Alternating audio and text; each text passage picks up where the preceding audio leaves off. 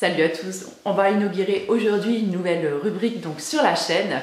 Ça s'appellera la rubrique Je gère, puisque je vous avais proposé donc dans mon dernier vlog de vous faire une petite série de vidéos en fait sur comment gérer plein de choses en fait dans le quotidien.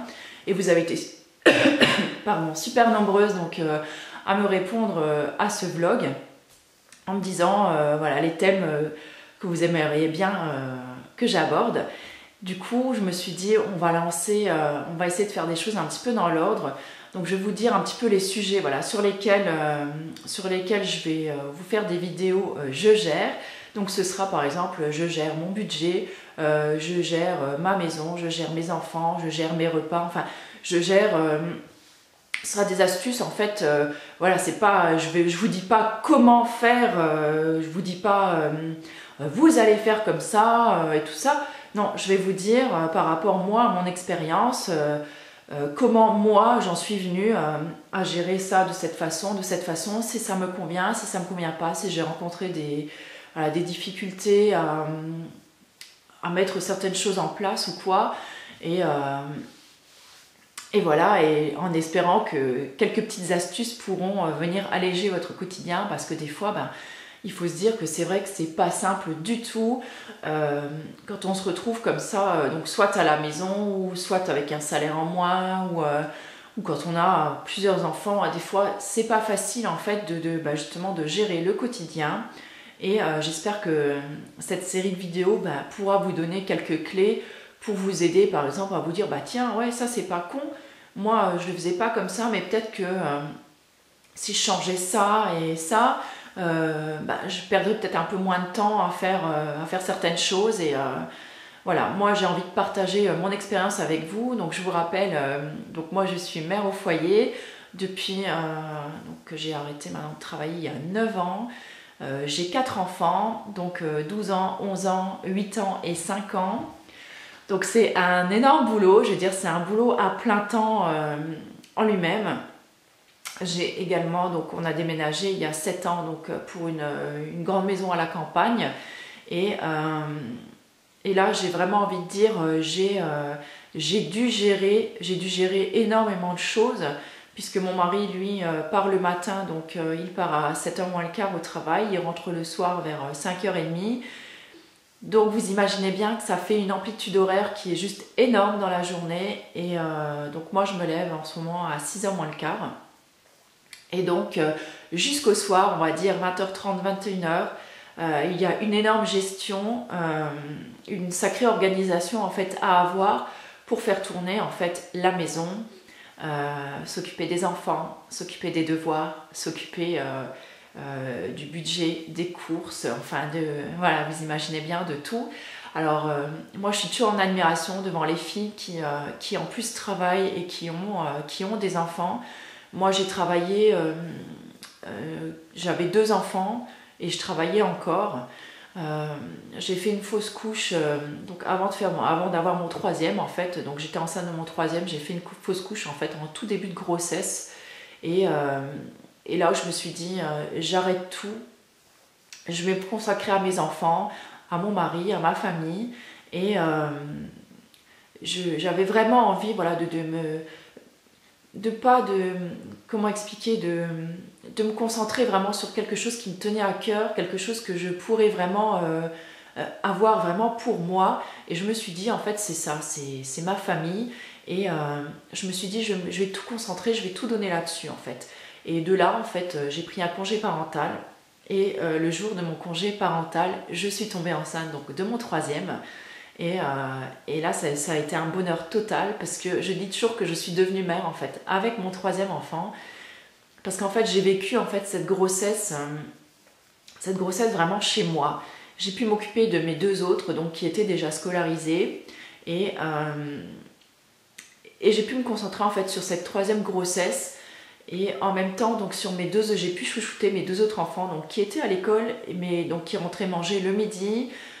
J'étais là pour les accompagner, j'étais là le matin pour les préparer tranquillement, le midi pour les faire manger, le soir donc pour les accueillir à la maison de nouveau, leur faire leur petit goûter, gérer avec eux les devoirs, gérer le bain, le dîner quand mon mari rentrait. j'étais contente d'être là, d'avoir préparé un bon petit plat, que mon mari soit détendu et que quand il arrive à la maison, en fait, voilà, il aime ce côté cocon, en fait, nous on dit toujours ce confort, cette qualité de vie, en fait, c'est vraiment ça dont j'avais envie. Alors après, je conçois qu'il y a des femmes qui ne supportent pas de rester à la maison, à s'occuper de leur enfant. Voilà, chacun trouve son bonheur voilà, où il le peut, comme il en a envie. Pour moi, ça a été un peu comme une évidence finalement. Et donc là, ça fait 9 ans que j'ai arrêté. Et bah, écoutez, moi, je suis super heureuse d'être chez moi. Je trouve qu'aujourd'hui, c'est un vrai privilège de pouvoir rester chez soi, à s'occuper de ses enfants, de sa famille, de son mari. Et voilà, j'essaye de chouchouter tout le monde. Et en même temps, il y a quelques années, j'ai fait un peu comme on pourrait dire, un burn-out maternel en fait. Voilà, 10 ans à m'occuper voilà, de mes enfants, que de ma famille. Ça m'a généré à un moment comme une grosse angoisse en fait. Et je me suis dit, mais où sont passés ces 10 ans? Qu'est-ce que j'ai fait de ces 10 ans? En fait, je me suis rendu compte que je m'étais complètement oubliée également. Et c'est de là où m'est venue, en fait, j'ai fait comme une sorte de mini-dépression, si vous voulez. J'avais plus goût à rien, j'ai perdu énormément de poids, j'ai eu un gros laisser-aller. Et là, je me suis dit, c'est pas possible, quoi. Tu peux pas continuer comme ça. J'avais près de, pas dire 20 aussi, oui, presque 20 kilos en plus. Et je me dis, c'est juste pas possible, quoi. Tu peux pas continuer comme ça. Voilà, je me suis mis des pieds dans le cul, je me suis remise au sport, je me suis mise au régime. J'ai recommencé à reprendre soin de moi, à me maquiller, essayer de m'habiller un petit peu. Et de là est venu en fait mon blog. Et quand des fois je dis que mon blog m'a sauvée, oui, mon blog m'a sauvée parce que ça m'a donné envie voilà, de reprendre soin de moi, de faire quelque chose pour moi, de me donner une satisfaction personnelle de quelque chose que moi j'avais créé et de penser un petit peu à moi. Et j'avoue que c'est un petit peu ce qui m'avait manqué, je crois, c'est durant ces 10 années, je pense que je m'étais un petit peu oubliée, je m'étais perdue au milieu de ça. Je pensais qu'au bien-être en fait, de mes enfants, de mon mari, de ma maison. Voilà, j'étais un peu devenue une maniaque du rangement, du nettoyage, il fallait que tout soit toujours parfait, les enfants, la lessive, le ménage, la maison, et à un moment, bah voilà, j'ai juste pété un plomb, quoi. Et si avec mon expérience, je peux éviter que ça vous arrive et vous donner quelques clés, voilà, pour ne pas vous oublier là-dedans et gérer le quotidien un petit peu plus simplement, bah écoutez, je serais ravie si cette vidéo ne pouvait servir qu'à une seule d'entre vous. Moi, si à l'époque j'avais vu cette vidéo-là, je crois que j'aurais été ravie. Et en fait, moi, quand j'ai commencé à reprendre un petit peu pied, en fait, à la réalité, en fait, à me sortir, en fait, de mon état un petit peu d'ermite, en fait, c'est sur une vidéo, en fait, de Sweetoni 2106 que je suis tombée. Et quand j'ai vu cette fille qui était juste magnifique, et je me suis dit, mais bon sang, mais oui, il faut que je reprenne soin de moi, que je reprenne confiance en moi, justement, pour aller de l'avant et pour me tirer de là, en fait. Et à l'époque, je lui avais envoyé un message et elle s'était abonnée à ma chaîne quand j'ai commencé tout au début. Et pour ça, je lui dirai jamais assez merci parce que c'est grâce à elle un petit peu que j'ai repris pied. Et après voilà, je me suis lancée, je me suis dit, allez, moi aussi, je peux arriver à faire ça. Et aujourd'hui, sur la chaîne, on a dépassé les 1200 abonnés et je suis juste sur le cul. Et voilà, ça m'a permis d'être aujourd'hui la personne que je suis. Et pour ça, je trouve ça génial. Donc voilà, je m'éparpille un petit peu. C'est vraiment un vlog en fait. Quand on commence à parler un petit peu comme ça de soi, j'aime pas trop parce que j'ai pas envie de passer pour quelqu'un qui a un but de sa personne ou quoi que ce soit. Mais voilà, j'ai vraiment envie de partager cette expérience avec vous.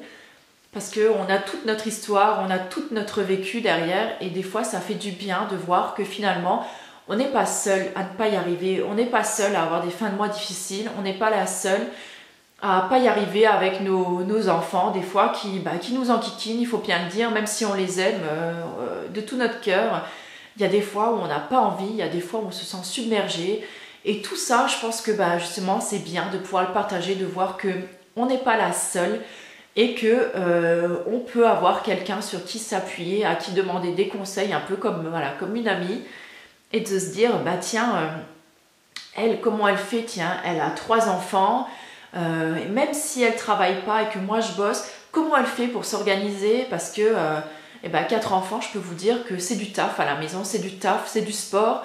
Il y a des fois, on n'a pas beaucoup de moments à soi. Et c'est pour ça que le fait de m'être mise en fait dans la beauté, ça m'a permis vraiment même si c'est que 5-10 minutes le matin pour me préparer, pour me maquiller, me coiffer et tout ça, c'est 5 minutes à moi. Je veux dire, le soir, c'est pareil, la routine démaquillage.